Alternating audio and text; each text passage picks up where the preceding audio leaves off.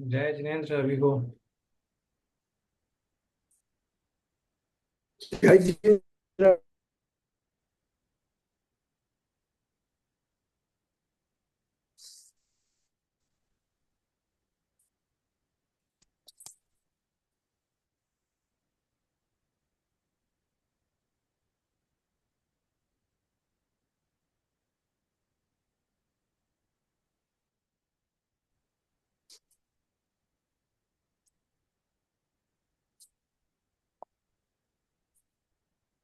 मंगलाचरण करते हैं अपन, फिर शुरू करते हैं।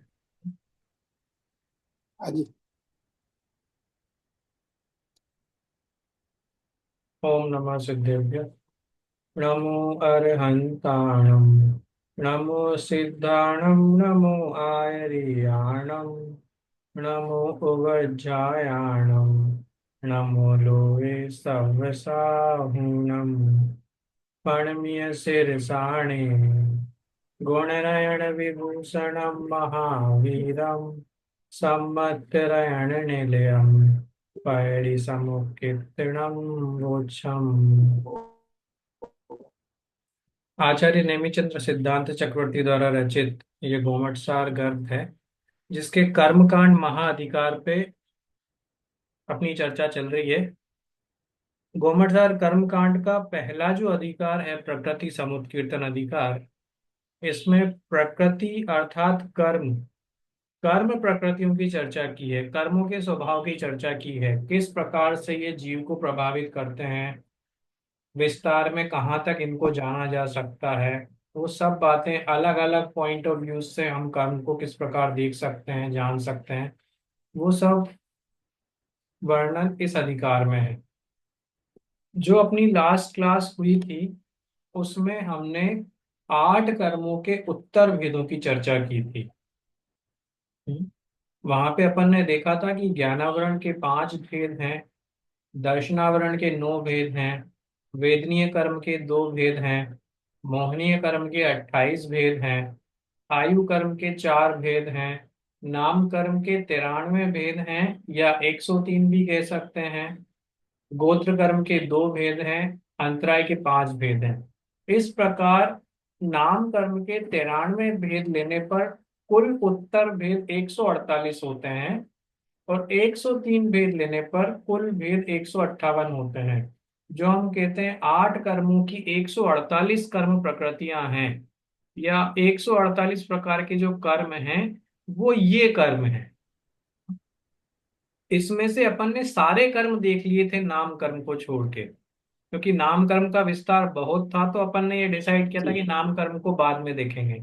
तो अभी तक ज्ञानावरण, दर्शनावरण, वेदनीय, मोहनीय, आयु, गोत्र और अंतराय, इनके भेद जो आपको स्क्रीन पर दिखाई दे रहे हैं, इन भेदों में कोई भी क्वेश्चन है, कोई ऐसी चीज है जो समझ में नहीं आई, जिसको अपन वापस समझ सकते हैं, या फिर हम नाम कर्म पे आगे बढ़े।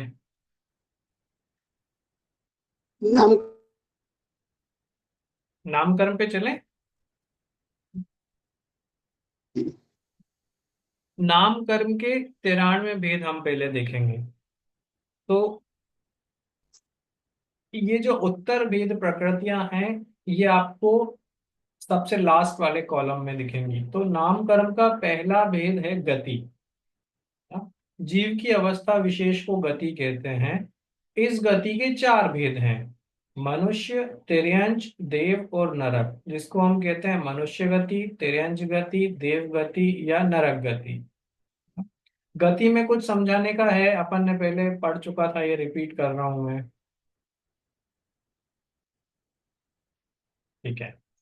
5 प्रकार की जातियां हैं, जो कि एकेंद्रिय से लेके पंचेंद्रिय तक एक एक क्रम में बढ़ती हुई: स्पर्शन, स्पर्शन रसना, स्पर्शन रसना घ्राण, स्पर्शन रसना घ्राण चक्षु, और स्पर्शन रसना घ्राण चक्षु कर्ण। इस प्रकार क्रम से बढ़ती बढ़ती 5 जातियां हैं। तो 4 गति, 5 जाति। इसके बाद है शरीर। शरीर भी नाम कर्म का भेद है। तो 5 प्रकार के शरीर होते हैं: औदारिक, वैक्रियक, आहारक, तेजस, कारमान। औदारिक शरीर तो मनुष्य और तिर्यंचों का जो शरीर है, जिसको हम सप्त धातु में शरीर कहते हैं, वो औदारिक शरीर है। वैक्रियक शरीर जो देवों और नारकियों के पाया जाता है, जिनसे वे अपने शरीर को विभिन्न प्रकार का बना सकते हैं, विभिन्न प्रकार की क्रियाएं कर सकते हैं, वैसा शरीर देवों और नारकियों के पाया जाने वाला वैक्रियक शरीर है। आहारक शरीर वो है जो मणिराज को तत्व के संबंध में कोई शंका होने पर या तीर्थ वंदना आदि का कोई विकल्प आए, तो उनके मस्तिष्क से एक हाथ प्रमाण सफेद रंग का जो पुतला निकलता है, जो शरीर निकलता है उनके मस्तिष्क से, उसको आहारक शरीर कहते हैं। तेजस शरीर, इसके दो भेद हैं, शुभ तेजस और अशुभ तेजस। तो मुनिराज को किसी के ऊपर अनुकंपा होने पर, शुभ भाव की उत्पत्ति में दया आदि के भाव उत्पन्न होने पर, उन मुनिराजों के दाएं कंधे से जो पुतला निकलता है या जो शरीर निकलता है वो शुभ तेजस है। और इसके विपरीत किसी पर क्रोधाधिक का निमित्त किसी वस्तु पर, व्यक्ति पर, स्थान पर बनने पर, उन्हीं मुनिराज के बाएं कंधे से जो शरीर निकलता है, जो उनके क्रोध के निमित्त को नष्ट करता है और बाद में स्वयं मुनिराज के शरीर को भी नष्ट कर देता है, वो अशुभ तेजस है। कारमान शरीर, इन चारों ही प्रकार के शरीर के साथ जो कर्म कर्म परमाणुओं का समूह साथ में चलता है वो कारमान शरीर है। ये कारमान शरीर हमेशा रहेगा, चाहे कोई भी शरीर हो। इसके बाद अंगोपांग हमने देखे थे। तो अंग, 8 अंग हैं, और उन अंगों में जो अंग पाए जाते हैं वो कहलाते हैं उपांग।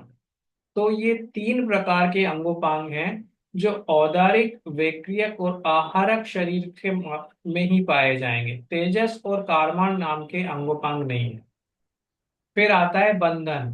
तो जो 5 शरीर हमने ऊपर पढ़े हैं, वैसे ही 5 बंधन हैं, औदारिक, वैक्रियक, आहारक, तेजस, कारमान।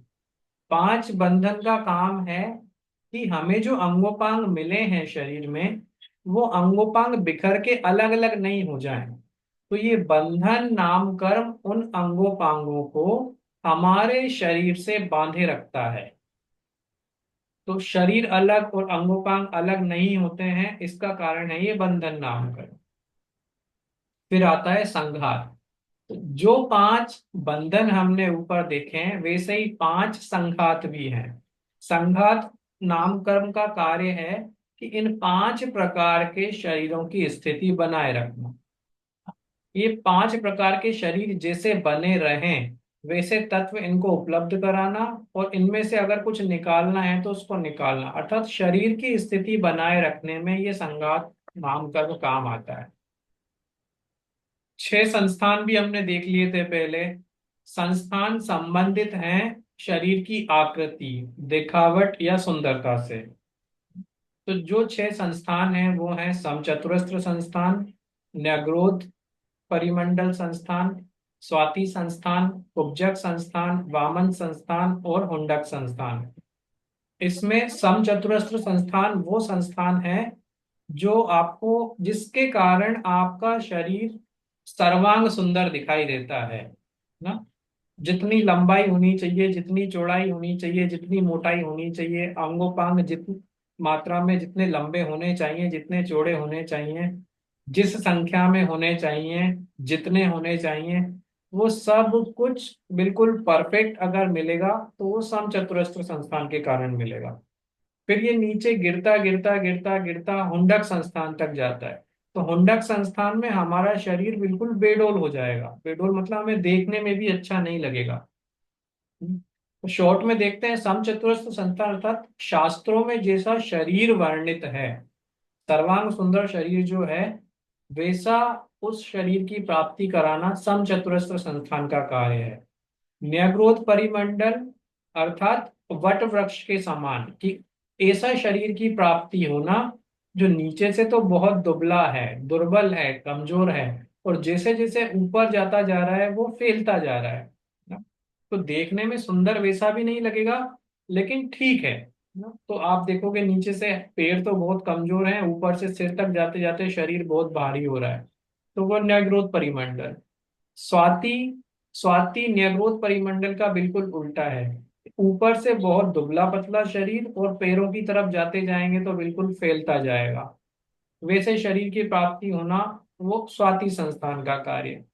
कुब्जक संस्थान अर्थात शरीर में कुबड़ हो जाना, किसी हिस्से का बाहर निकल जाना, चमड़ी बहुत फूली हुई है हमेशा के लिए, कोई हड्डी बाहर निकली हुई है, तो इसे कुबड़ सहित शरीर की प्राप्ति कराना कुब्जक संस्थान का कार्य है। वामन संस्थान में शरीर के अंगोपांग और शरीर की लंबाई चौड़ाई जितनी होनी चाहिए उससे छोटी मिलती है। वामन अर्थात बोना। तो आपको देखने से समझ में आ जाएगा कि इसकी उम्र 26 साल है फिर भी इसकी ऊंचाई कम क्यों है। ठिगना शरीर मिलता है, छोटा शरीर मिलता है, अंगापांग छोटे होते हैं, तो वो सब वामन संस्थान के कारण। और हुंडक संस्थान जैसे अपन ने देखा बिल्कुल बेडोल शरीर, कहीं का कहीं कुछ भी हो रहा है, वो सब हुंडक संस्थान के अंतर्गत। जैसे ये 6 संस्थान हैं और जैसे ये 6 संस्थान शरीर के आकार और दिखावट से संबंध रखते हैं, वैसे ही 6 संघनन भी हैं नाम कर्म के अंतर्गत। अब ये 6 संघनन आपके शरीर की मजबूती को दिखाते हैं कि आपका शरीर कितना मजबूत है। संस्थान दिखाएगा आपका आकार या दिखावट, सुंदरता। संघनन दिखाएंगे कितना मजबूत है। और शरीर की मजबूती को मैप किया जाता है आपकी हड्डियों की मजबूती से, और वो एक हड्डी आपकी दूसरी हड्डी से कितनी मजबूती से बंधी हुई है, इन दो चीजों के आधार पे। तो वज्र वृषभ नाराज संगनन, वज्र नाराज संगनन, नाराज संगनन, अर्ध नाराज संगनन, कीलित संगनन और असंप्राप्ता श्रिपाटिका संगनन। इसमें से वज्र वृषभ नाराज संगनन ऐसा संगनन है जहां पे आपकी हड्डियां भी वज्र के समान हैं और उनका वेस्टन नाराज अर्थात वो एक दूसरे से बंधी हुई भी वज्र के समान है। अर्थात अगर वज्र वृषभ नाराज संगनन धारी कोई जीव कहीं गिर जाए या किसी से टकरा जाए तो उस जीव की या उस शरीर की हड्डियां भी नहीं टूटेंगी और वो एक स्थान से दूसरे स्थान पे हिलेंगी भी नहीं, यथावत वैसी ही रहेंगी। इसके विपरीत अगर अपन सबसे लास्ट वाले संघनन में जाएं, असंप्राप्ता श्रिपाटिका, तो ये इतना कमजोर संघनन है कि बिना किसी निमित्त के मिले या बिना किसी कारण के बैठे बैठे ही मेरी हड्डियां टूट जाएं। ना? कुछ भी नहीं हुआ और हड्डी एक स्थान से दूसरी जगह पे खिसक गई, तो चाहे हड्डी टूटे चाहे एक स्थान से दूसरे स्थान पे जाए, दर्द उतना ही होता है, कमजोरी उतनी ही होती है। इसके बीच में ये स्तर पूर्वक ऊपर से नीचे ले जाने हैं। तो वज्र वृषभ नाराज संगनन में हड्डियां भी मजबूत, उनका जोड़ भी मजबूत। वज्र नाराज संगनन में हड्डियां मजबूत हैं, उनका जो जोड़ है, एक जुड़ाव, एक हड्डी का जुड़ाव दूसरी हड्डी से वो थोड़ा कमजोर हो गया। नाराज में वो कीलित जैसा हो गया, एक कील से जुड़ा हुआ है दूसरी हड्डी। अर्ध नाराज में वो कील आधी ही जा रही है। कीलित में बिल्कुल एक दूसरे से मात्र जुड़ी हुई है और असंप्राप्त श्रिपाटिका में तो जुड़ी हुई है ही नहीं। मांस नसें जो हैं हमारी मात्र उनके बीच में फंसी हुई हैं। यही कारण है कि ये हड्डियां कभी भी हिल सकती हैं ना। एक सीढ़ी छोड़ के अपन ने पहली सीढ़ी से तीसरी सीढ़ी पे डायरेक्ट आ गए तो हड्डी खिसक जाती है। एक जैसी पोजीशन में ज्यादा देर तक बैठ लिए तो दर्द होने लगता है। ये सब कारण असंप्राप्त श्रिपाटिका के हैं कि अब शरीर का संघनन उतना मजबूत नहीं है। जैसे संस्थान है, जैसे संघनन है, वैसे ही शरीर में 8 प्रकार के स्पर्श आदि गुण पाए जाते हैं। तो टोटल तो 20 हैं, पर 8 स्पर्श हैं, हल्का भारी रूखा चिकना ठंडा गरम कड़ा नरम। 5 रस, खट्टा मीठा कड़वा कशेला चरपरा, या चरपरे को हम तीखा भी बोलते हैं।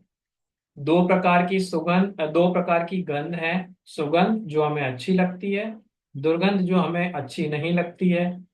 5 प्रकार के कलर हैं, काला नीला लाल पीला सफेद। तो ये 8 5 2 5 ये 20 प्रकार की नाम कर्म की प्रकृतियां शरीर के ऊपर डिपेंड करती है कि आपका शरीर इन 20 में से ही कुछ प्रकृतियां लेके चलता होगा। आपका शरीर बहुत हल्का है, हमेशा गर्म ही रहता है, दुर्गंध ही आती रहती है ना?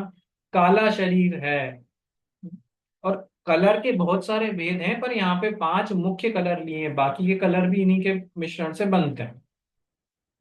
आनुपूर्वी या गत्यानुपूर्वी दोनों नाम हैं। ये जो हमने ऊपर 4 गतियां पढ़ी हैं सबसे पहले, वैसे ही नाम आनुपूर्वी गतियों के भी हैं। तो इनको हम कह सकते हैं मनुष्य गत्यानुपूर्वी, देव गत्यानुपूर्वी, नरक गत्यानुपूर्वी और तिरंच गत्यानुपूर्वी। तो गत्यानुपूर्वी या आनुपूर्वी जो नामकर्म है, इसका कार्य है कि जब जीव मरण के बाद जिस शरीर को छोड़ता है ना, एक गति तो छोड़ दी, अब दूसरी गति में जाने से पहले जिस जगह पे वो रहता है उसको क्या कहते हैं? विग्रह गति। ठीक है? तो विग्रह गति में रहते समय और मनुष्य गति को एक शरीर को छोड़ते समय, एक गति को छोड़ते समय ये डिसाइड हो जाता है कि वो जीव कहाँ जाएगा। तो जहां या जिस गति में वो जीव जाने वाला है, उस गति के नाम के आधार पर गत्यानुपूर्वी नामकरण बन जाता है। हम जैसे मनुष्य गति में हैं, यहां से मरण होके अगर मुझे देव बनना है तो मेरे देव गत्यानुपूर्वी नामकरण कहा जाएगा। अब गत्यानुपूर्वी नामकरण के यहाँ पे दो कार्य हैं कि एक तो ये जिस गति में जाने वाला है उस गति का निर्धारण करके देता है मेरे को पहले से, कि यहाँ से आप नरक में जाएंगे तो नरक गत्यानुपूर्वी, तिर्यंच में जाएंगे तो तिर्यंच गत्यानुपूर्वी, देव में जाएंगे तो देव गत्यानुपूर्वी। एक कार्य तो ये।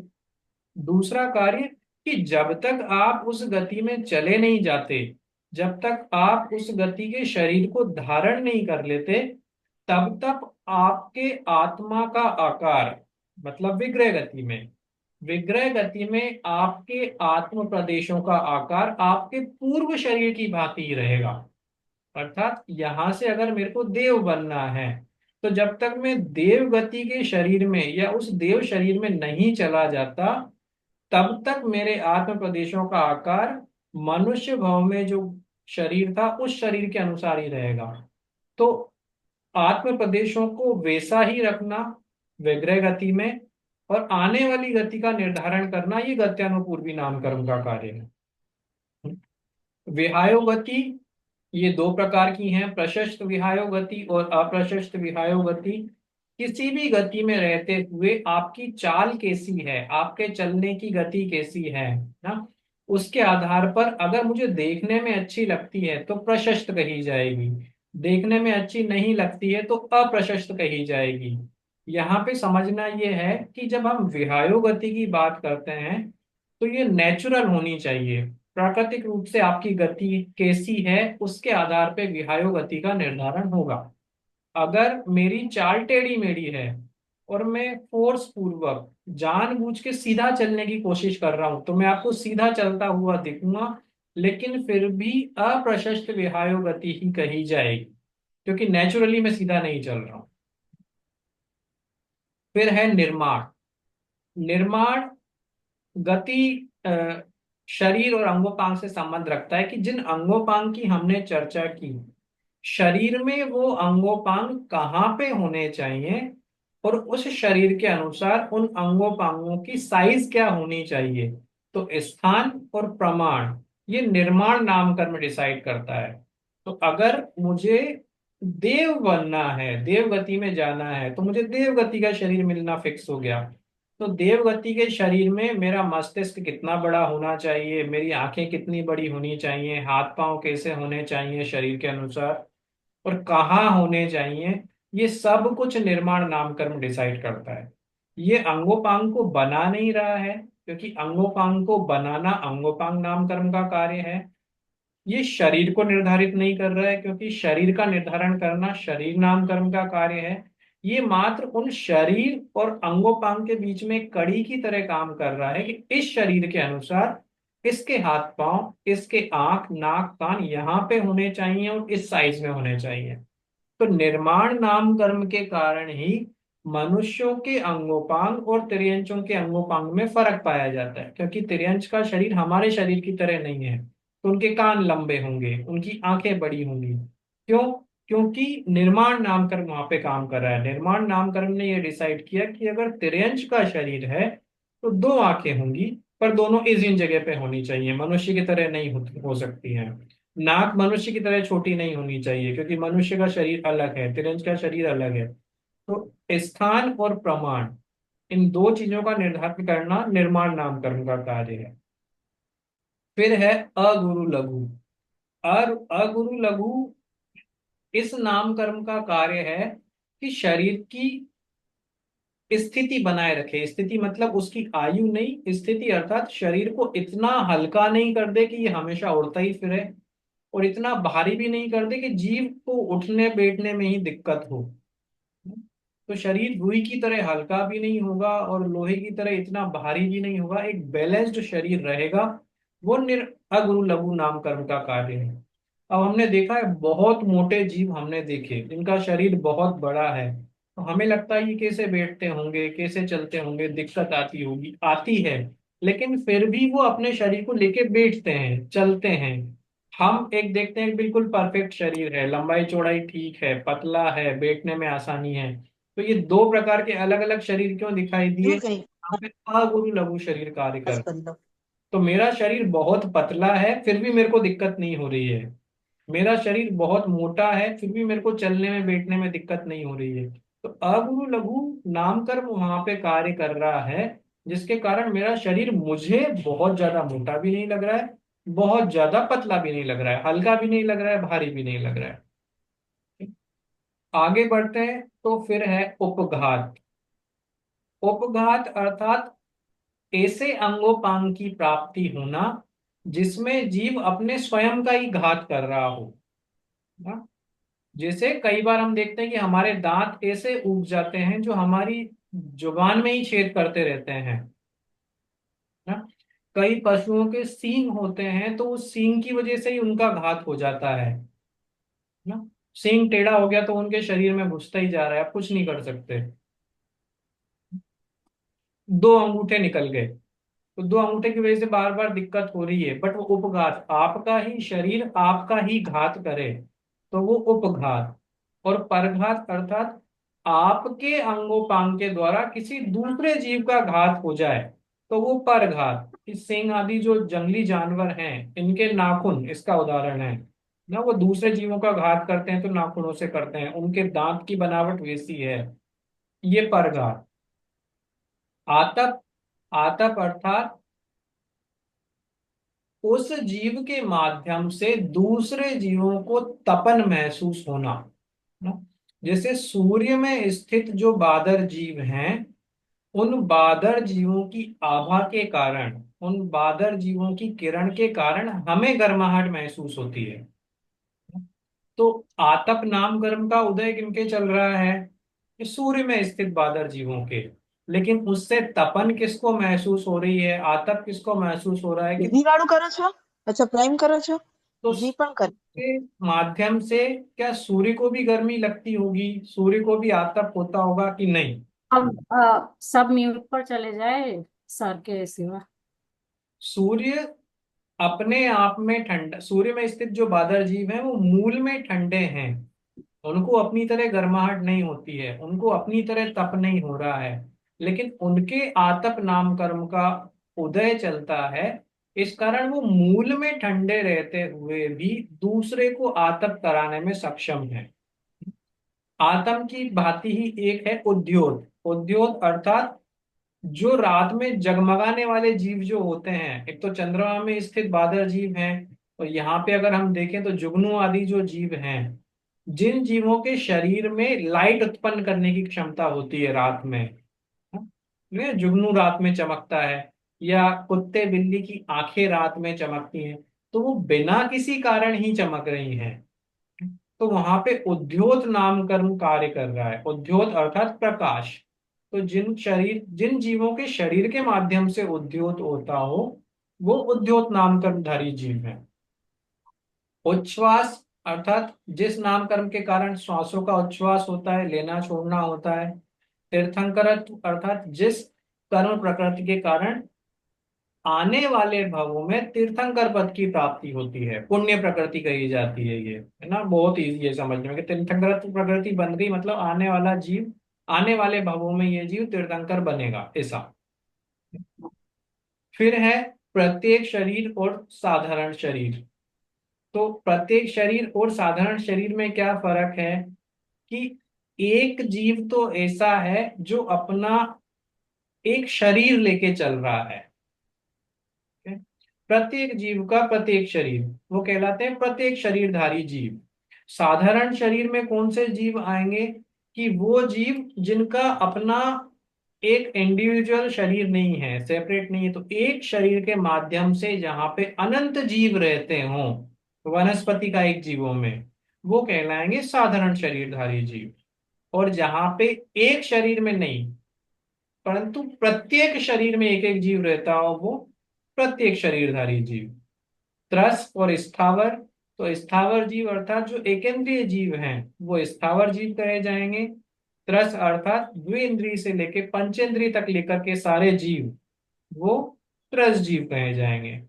सौभाग्य और दुर्भाग्य, जो जीव सौभाग्य लेकर उत्पन्न होता है, हाँ, वो सुभग नाम कर्म का धारी। जिस जीव के दुर्भग नाम कर्म का उदय है, उस वो दुर्भाग्य लेकर उत्पन्न जो हुआ है, उसके जीवन में कुछ भी सही नहीं चल रहा है, वो दुर्भग नाम कर्म का उदय वहां कहा जाएगा। सुस्वर दुस्वर अर्थात जिसके स्वर में मधुरता है, वो सुस्वर नाम कर्म का धारी जीव। जिसके स्वर में मधुरता नहीं है, जिसका सुनना किसी को भी अच्छा नहीं लगता, वो दुस्वर नाम कर्मधारी जीव। यहाँ पे समझने की बात यह है कि कर्म का उदय किसी और जीव के होगा और वो दिखाई किसी दूसरे जीव को देगा। अगर मेरे सुस्वर नाम कर्म का उदय है तो मेरा स्वर आपको अच्छा लगेगा, और मेरे दुस्वर नाम कर्म का उदय है तो मेरा स्वर आपको खराब लगेगा। तो ये मुझे कैसे प्रभावित कर रहा है कि मुझे इस तरह से प्रभावित कर रहा है कि मैं जब बोल रहा हूं तो मुझे आपका फीडबैक मिल रहा है, कितना अच्छा बोलता है, कितनी मधुर आवाज है ना। अरे इसको सुनने से कोई मतलब नहीं है, बहुत बेकार आवाज है, समझ में ही नहीं आता है क्या बोल रहा है। तो वो फीडबैक आत्मा के परिणाम को या जीव के परिणाम को प्रभावित करते हैं। इसलिए सुस्वर दुस्वर ये जीव विपागी प्रकृतियां हैं, क्योंकि ये जीव को प्रभावित कर रहे हैं वाया फीडबैक। शुभ अशुभ, शुभ शरीर की प्राप्ति होना जिसमें सब कुछ अच्छा हो, वो शुभ। अशुभ शरीर जहां पे कुछ भी अच्छा नहीं हो रहा है शरीर के साथ, वो अशुभ नाम कर्म का उदय। सूक्ष्म और बादर, एक दूसरे को बाधा उत्पन्न किए बिना जो जीव एक दूसरे के निर्गमन में सहायक या बाधक हों, वे सूक्ष्म और बादर जीव कहे जाते हैं। इनका एक जो मिसकंसेप्शन है कि सूक्ष्म सूक्ष्म का मतलब छोटा नहीं है, बादर का मतलब बड़ा नहीं है। अगर वो एक दूसरे को बाधा नहीं पहुंचा रहे हैं मैं तो फिर तो खबर की ठीक है। खबर लागी है। सूक्ष्म का मतलब हमें छोटा नहीं लेना है, छोटे जीव भी મને ખબર ને जो बाधा पहुंचाए। और बादर, संध्या बेन म्यूट કરી દો પોતાને સંધ્યા બેન म्यूट पर जता रहो। बादर जीव भी ऐसे हो सकते हैं जो बाधा नहीं पहुंचाए। पर्याप्त और अपर्याप्त, जिन जीवों की छहों पर्याप्तियां पूरी हो गई हों या दो के बाद तो वापस पूरी होने लग जाती है, आहार शरीर इंद्रिय भाषा श्वासोच्छ्वास मन, वो पर्याप्त जीव। और इन जीवों की पर्याप्तियां पूरी नहीं हो और पर्याप्ति पूरी होने के पहले ही मरण हो जाए, तो वो अपर्याप्त जीव कहे जाते हैं। स्थिर और अस्थिर, कि जिन जीवों के शरीर में स्थिरता नहीं हो, ना बैलेंस ही नहीं है सप्त धातुओं का, कभी खून कम हो रहा है, कभी कोई हड्डी बढ़ रही है, कुछ भी हो रहा है, स्थिर नहीं है, वो अस्थिर। और जिनका शरीर बिल्कुल अच्छा चल रहा है वो स्थिर। आधे अनादे, कि जिस जीव के संपर्क में रहने पर, जिस जीव की कंपनी में रहने पर आपको उनका सम्मान का भाव आता हो उनके प्रति, तो वो आदे नाम कर्म ना, किसी को देख के ही एक सम्मान का भाव आता है, वो आदे। अनादे, अगर उनको उनकी सम्मान का भाव नहीं आता हो तो वो अनादे, हम उनको चाहते ही नहीं है उनके साथ रहना, तो ये आदे अनादे। यश कीर्ति और अयश कीर्ति, यश कीर्ति अर्थात ख्याति, जिस जीव की ख्याति जगत में बहुत हो वो यश कीर्ति का उदय, और जिनके ख्याति नहीं हो वो यश कीर्ति का उदय कहा जाएगा। हाँ, क्वेश्चन। सर इसमें, हाँ इसमें बहुत सारी चीजें तो ऐसी है जो सिर्फ शरीर को मतलब रिलेट करती है। बिल्कुल। जैसे दुस्वर और सुस्वर, और अगर ज्ञानी जीव होगा तो उससे जीव मतलब कंपल्सरीली प्रभावित हो ऐसा तो नहीं है, तो उस नहीं पर नहीं जीव नहीं, विपाक रखा। सुस्वर दुस्वर जीव विपाकी प्रकृतियां हैं।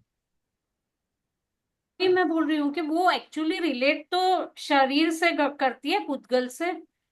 जी तो वो बिल्कुल। जीव विपाकी क्यों है? मतलब वो तो मोह पर डिपेंड है ना, कि जीव को कितना प्रभावित करेगी। अगर कोई ज्ञानी जीव होगा तो उसे प्रभावित नहीं करेगा। हाँ, तो यहाँ पे अपन ये नहीं देख रहे हैं कि जीव उनसे कितना प्रभावित हो रहा है। यहाँ पे हम देख रहे हैं नाम कर्म की इतनी प्रकृतियां हैं। अब मैं आपको एक चीज बताऊं, मेरा स्वर अच्छा है, सुस्वर नाम कर्म का उदय है, तो मेरे सुस्वर नाम कर्म के उदय से मैं अगर बहुत बेसुरा गाऊंगा ना तो भी आपको अच्छा लगेगा। मैं कैसी भी बातें करूं आपको अच्छा लगेगा, आप बोलोगे अरे आप कितना अच्छा बोलते हो। मैं कहीं भी गाऊंगा तो आप सुनने बैठोगे। बस इतना ही काम है। अब वो मैं उसको कैसे ले रहा हूँ वो नहीं। ओके, ठीक है। सामने वाले को कैसे हाँ, लग अब रहा आपने है। देखा है कि किसी कोई बहुत अच्छी प्रैक्टिस करता है, जो कॉम्पिटिशन्स अपने यहाँ होते हैं जनरली, फिर भी वो अच्छा नहीं गा पाते। कोई तैयारी नहीं करता फिर भी उनकी आवाज बहुत अच्छी निकलती है ना। कोई उम्र में बहुत ज्यादा है बट बहुत अच्छा गाते हैं, हम सोचते हैं कि वो सुने क्यों, क्योंकि उनके सुस्वर नामकरण प्रकृति का उदय है। इसका मतलब ये नहीं है कि वो उसको उससे प्रभावित हो रहे हैं, पर उनको फीडबैक अच्छा जा रहा है। हाँ, उनके साथ अच्छा या बुरा होता है उस अपेक्षा से, मतलब हाँ, वो सामने वाले को अच्छा या। अच्छा या बुरा सिर्फ फीडबैक मिल रहा है, उससे वो प्रभावित हो या नहीं हो वो अलग चीज है बिल्कुल। ठीक है। ओके, आपने देखा है ऐसा थैंक यू। कभी भक्ति संध्या होती है ना, तो अब कहीं भी देखते हैं कोई प्रोग्राम चल रहा है तो अच्छा ये गायक आ रहा है तो चलना चाहिए, अच्छा गाता है, आवाज अच्छी है, तो हम जा रहे हैं। ठीक है। तो ये सुस्वर नाम कर्म का उदय है।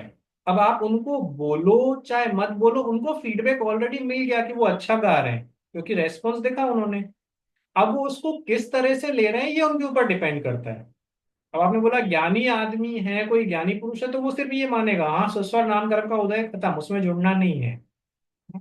पर यहाँ पे सुस्वर नामकरण का उदय है ये दिखाई दे रहा है।